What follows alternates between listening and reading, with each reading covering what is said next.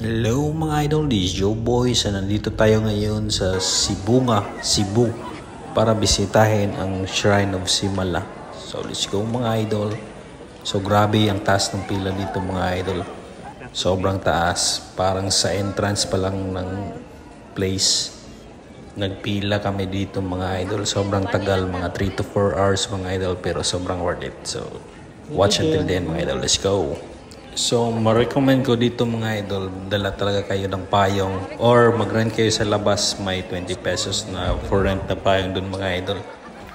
Kasi sobrang taas ng pila. Tapos sobrang init or umulan paminsan-minsan. So, timing to, pagpunta namin hindi masyadong mainit. Tapos, di din lumakas yung ulan. Malapit na kami makarating sa lugar, sa simbahan nung umalan. So, grabe. So, nakarating kami dito mga idol, mga 9 or 10 na ba yun. Tapos, natapos kami mga 1 na. So, sobrang haba ng pila. Grabe. Pero yung scenery dito mga idol, grabe. Solid na solid oh.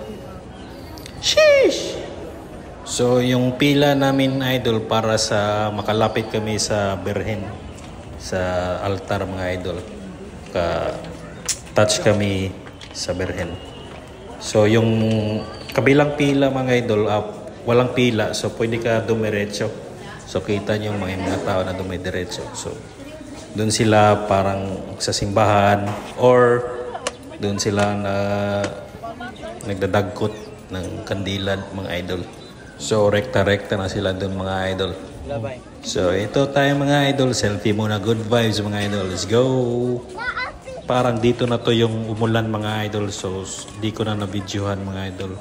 Buti na lang may napasinulungan kami. Sobrang siksikan kami dito mga idol. Kasi sobrang raming tao. Tapos umulan. Parang pinupush nila yung mga tao mga idol. So, buti na lang talaga malapit na kami sa simbahan mga idol. So, goods na goods pa rin. So, ito, mating na kayo may sa simbahan mga idol. So, yan. Pwede ka rumekta pumunta dyan, di ka napipila pag pasimbahan ka.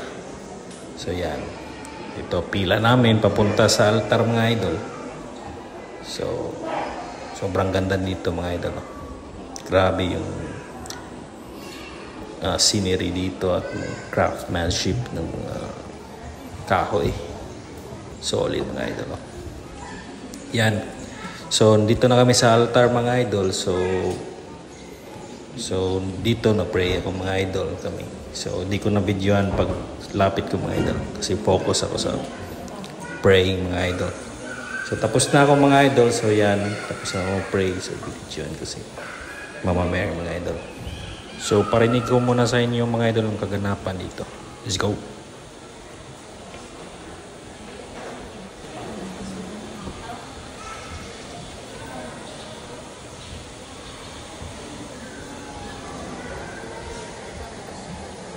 So, bago kami umalis mga idol, bumili muna kami ng mga souvenir dito at mga rosary mga idol. May shop sila dito. So, medyo pricey nga mga idol. Pero okay lang mga idol. So, marami kang mapagpipilian dito mga idol. Tapos, quality din yung mga items nila. So, sobrang solid mga idol. Tsaka dito mga idol, pakita ko sa inyo yung dagkot spot. So, dito yung mga nalagdagkot ng kandila mga idol. So, yan. Pwede na yan rekta. So, after nun mga idol, umuwi na kami. Tapos, kumain kami sa car. So, kain kami ng car lechon. So, let's go mga idol. Sheesh!